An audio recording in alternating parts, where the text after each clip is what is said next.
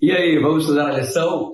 João capítulo 14, do versículo 1 ao 3, colocado aqui nessa lição de segunda-feira, é um dos primeiros versos que eu decorei na minha trajetória cristã ao começar a estudar a Bíblia Sagrada.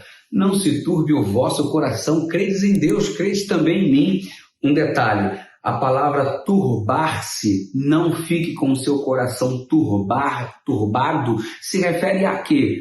É uma palavra tipicamente utilizada nos dias de Jesus para fazer referência, por parte dos pecadores, ao mar agitado em dia de tempestade. Como é que eu não vou ficar com o meu coração agitado como se fosse o mar em dia de tempestade? Como isso é possível diante de tantos elementos de terror que nos cercam? Perceba, elementos de terror que querem roubar a nossa paz. E como é que o seu coraçãozinho não vai ficar agitado? Aí vem a resposta: creia em Deus, creia também em mim, disse Jesus. Eu tenho planos maiores e melhores para você. Essa tempestade que está no seu coração, causada pelos elementos de terror, ela não precisa existir se tão somente você vislumbrar o que eu te prometi. Ok, o que o Senhor me prometeu? Na casa do meu pai há muitas moradas, se não fosse assim eu não teria dito, eu estou indo preparar um lugar. De fato ele foi, ressuscitou ao terceiro dia e foi. E quando eu preparar esse lugar, virei outra vez, tem lugar pronto para a gente. E vos receberei para mim mesmo, para que onde eu estou, estejais vós também. Eu gosto de analisar essa perspectiva sobre a ótica de Pedro, que diz que as promessas de Deus elas são grandiosas, elas são preciosas. Pensa numa promessa grandiosa, volta de Jesus. Pensa numa promessa preciosa, volta de Jesus.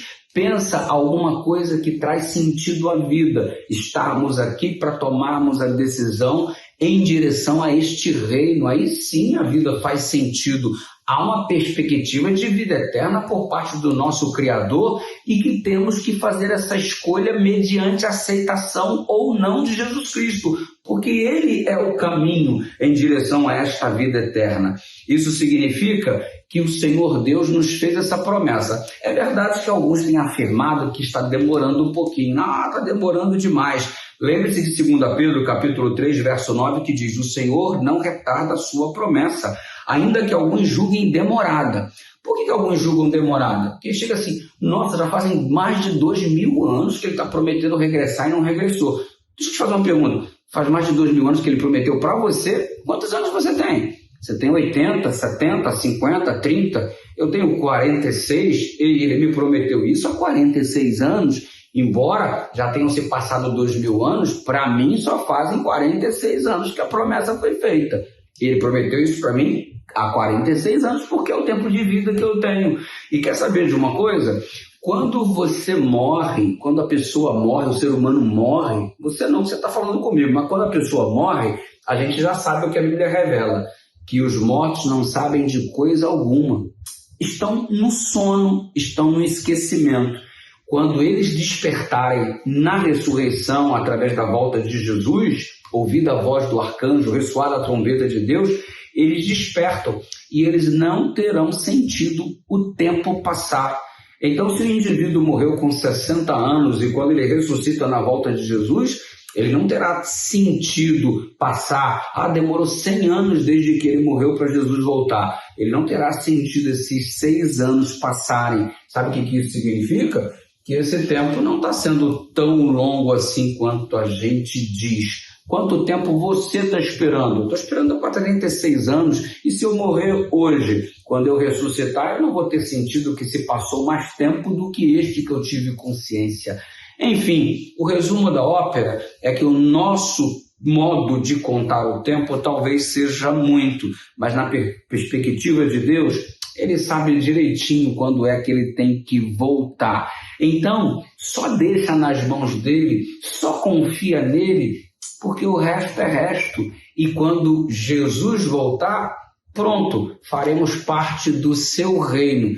Quando vai ser? Não sei, mas no dia que vier, tudo será eternizado no que diz respeito às promessas de Deus para a nossa vida. Você crê nisso? Então, só creia que Ele vai voltar para nos buscar. E olha, não se importe com o tempo que faltava para que Cristo viesse. Não se importe com isso, apenas que Ele volte.